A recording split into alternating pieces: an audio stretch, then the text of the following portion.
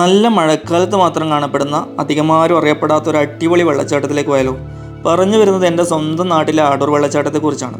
വീട്ടിൽ ചുമ്മാ ഇരുന്നപ്പോൾ ഞാനും ബിബിയും നടക്കാറിയതാണ്. എന്നാൽ പിന്നെ ആടൂരേക്കൊന്ന് പോയി വരാമല്ലോ എന്ന് നമ്മളങ്ങ് തീരുമാനിച്ച്. സംഭവം അടിപൊളി കുഞ്ഞു വെള്ളച്ചാട്ടമാണെങ്കിലും ഇടയ്ക്ക് എത്തിപ്പെടണമെങ്കിൽ കുറച്ച് സീനാണ്. കല്ലുകൾക്കിടയിലൂടെയുള്ള ചെറിയ ചെങ്കുത്തയർക്ക് ശ്രദ്ധിച്ചില്ലെങ്കിൽ അങ്ങ് താഴെ കിടക്കും. ചെറുപ്പത്തിൽ ഏട്ടന്മാരുടെ കൂടെ വന്നിട്ട് ഒരുപാട് കല്ലേ മുട്ടി മീൻ പിടിക്കാറുണ്ടായിരുന്നു ഇവിടെ വന്നിട്ട്. ഇതിൻ്റെ മുകളിൽ പണ്ട് രണ്ട് വലിയ പാറക്കല്ലുണ്ടായിന്. അതെപ്പോഴോ താഴെ വീണ് തവിട് പൊടിയിട്ടുണ്ട്.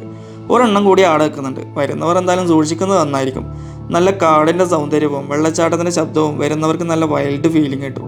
ഇതിൻ്റെ മുകളിലത്തെ സെറ്റപ്പ് കാണാൻ വേണ്ടിയിട്ട് നമ്മൾ പരപ്പത്തോട് വഴി നടന്നു നോക്കി. സംഭവം കാണാൻ നല്ല രസമുണ്ടെങ്കിലും നല്ല വഴക്കാണ്. ശ്രദ്ധിച്ചില്ലെങ്കിൽ നിങ്ങളെ എഞ്ചിനും തവിട് പൊടി. മുകളിൽ നിന്ന് കാണാൻ കിട്ടിലും വൈബാണെങ്കിലും കല്ലും മണ്ണും ഇളകി കിടക്കുന്നതുകൊണ്ട് പണി പാളാൻ ചാൻസ് ഉണ്ട്. അതുകൊണ്ട് മുകളിലൂടെയുള്ള യാത്ര ഇച്ചിരി ഡാർക്കാണ്. വെള്ളച്ചാട്ടം കാണാൻ വരുന്നവർക്ക് നല്ല ചായ കുടിക്കാൻ അടുത്ത് തന്നെ നമ്മുടെ അനിതേച്ചിൻ്റെ അനിയനും തട്ടോടി ഉണ്ട് കേട്ടോ.